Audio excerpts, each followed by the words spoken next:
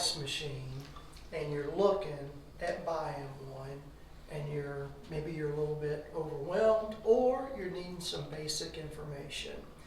So this is some good foundational information for you to basically know. Any ice machine that you're looking at as you're shopping, it's going to give you a 24-hour daily production rating. This unit right here has a 24-hour production rating of 352 pounds a day.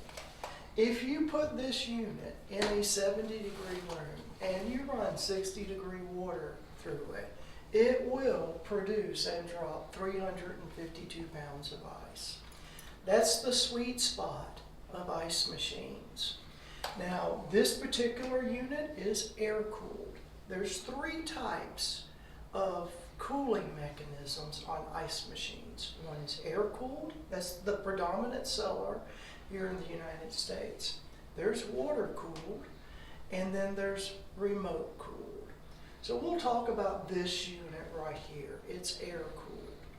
So with the unit being a 352-pound production in a 70-degree room, it's taking and sucking in the surrounding air to cool the refrigerant down so that the refrigerant can recycle back through and extract more heat from the water.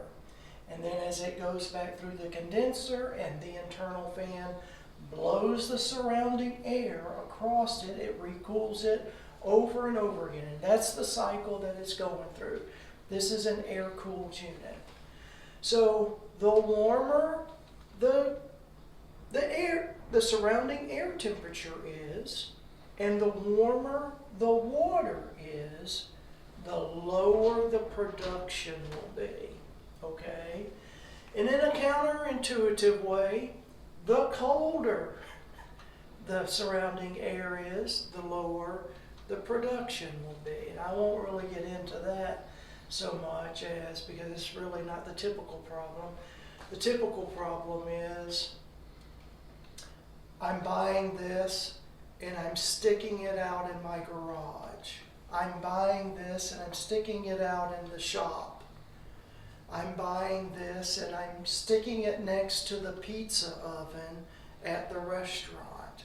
And those are all suboptimal placements because you're going to get lower performance, okay? You're going to get lower performance on several dynamics. A, the ice bin does not keep the ice refrigerated. This is just a big ice chest. This makes the ice and it drops it. The hotter it is out here, the quicker the ice melts. That's with all commercial ice machines.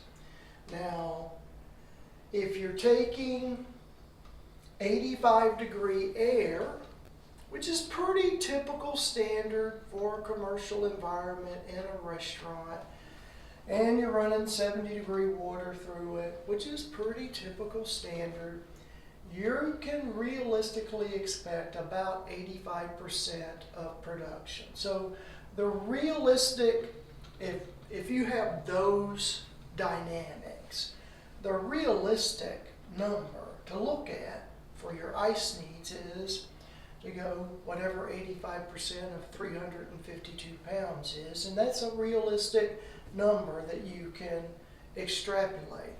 If you're throwing this in an 85-degree area and you need 325 pounds of ice every day, it's not going to do it for you. It's just not, because you're putting it in a condition to where it's not optimal.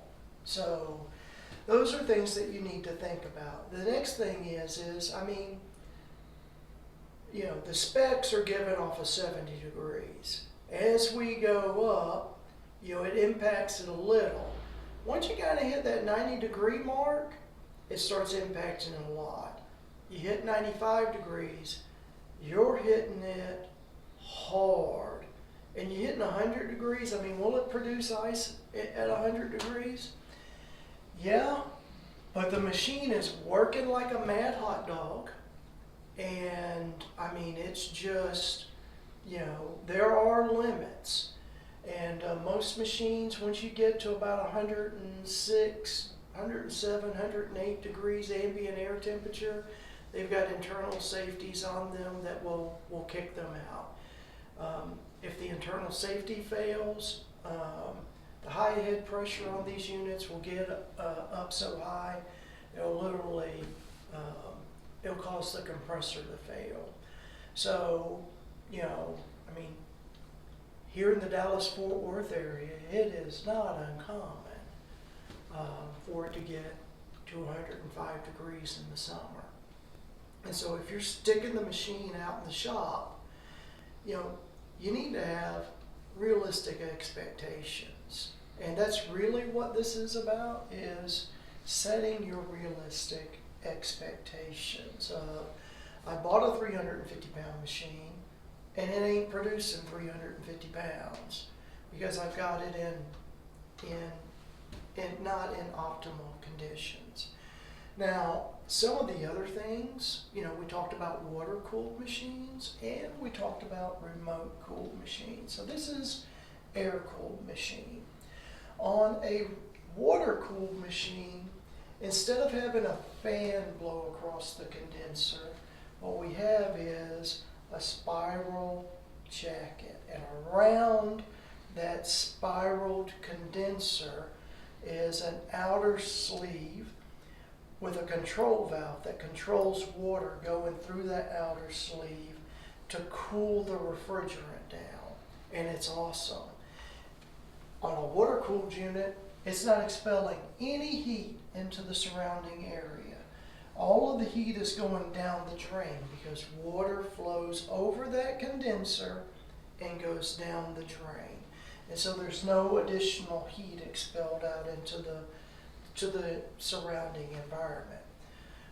The challenge is, in a month, you'll use enough additional water to fill up a swimming pool. And that typically, just depending on where you're at, your municipality, the way they bill for your water, don't be shocked if it doesn't raise your water bill minimally $100. I've seen people who've had a raise in their water bill on a 1,000-pound machine, $300 a month. And I mean, sometimes you just don't have a choice, okay? You got to do what you got to do. But just know that if you get a water-cooled unit, two things. Some places have outright banned them. Some places put limits on the size of a water-cooled unit that you can have. So you'll want to check with your local health department, city that you're in, and just make sure that you don't buy a water-cooled unit and then your health inspector comes out there and says, no, those aren't allowed here. I mean, if you're in Austin, Texas, San Antonio, Atlanta, Georgia, I believe that these are some of the places. I think California, I'm not sure, but I believe that they've pretty much the way banned them. And I think up in New York, they've got limits. You got to be under 500 pounds.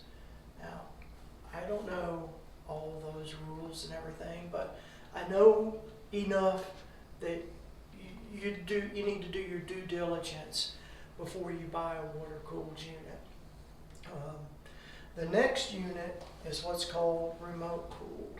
So instead of having an internal fan, there'll typically be a great big huge fan and condenser. It'll typically go on the roof or go on the outside of the wall, and there's a line set, a refrigeration line set that connects the ice making head unit to the condenser. And so if it's 100, 105 degrees outside, no big whoop, there's a great big huge fan and a great big huge condenser, and it's just moving a massive amount of air over those refrigeration lines to cool them down so that they can come back to the evaporator and the refrigeration can be cooled down enough to remove additional heat from the water to produce ice. So typically, you know, what you need to understand about that is there's line sets. Those typically cost a couple of $100. There's a remote condenser. Those cost anywhere from $800 to $1,200.